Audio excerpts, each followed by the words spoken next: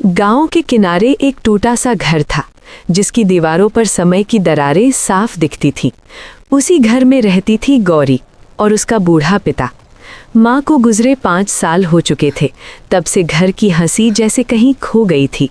गौरी रोज सुबह दूसरों के खेतों में काम करने जाती ताकि पिता की दवा और घर का खर्च चल सके।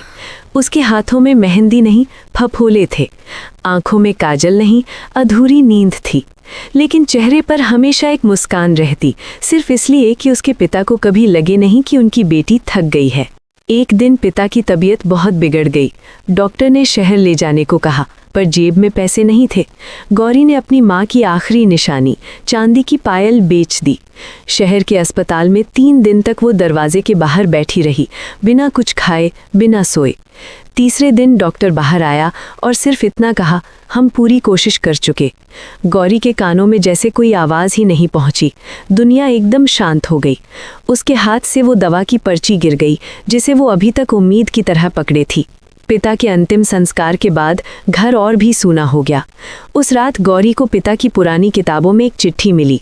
कांपते हाथों से उसने उसे खोला। बेटी गौरी, अगर ये चिट्ठी तू पढ़ रही है तो शायद मैं तेरे साथ नहीं हूँ। मुझे माफ़ कर देना कि मैं तुझे खुशियाँ नहीं दे पाया। तू मेरी माँ भी थी, बेटी भी। जब भी थक जाए बस इतना याद रखना, तेरे बाबा तुझ पर बहुत गर्व करते थे। चिट्ठी पढ़ते पढ़ते गौरी फूट फूट कर रो पड़ी।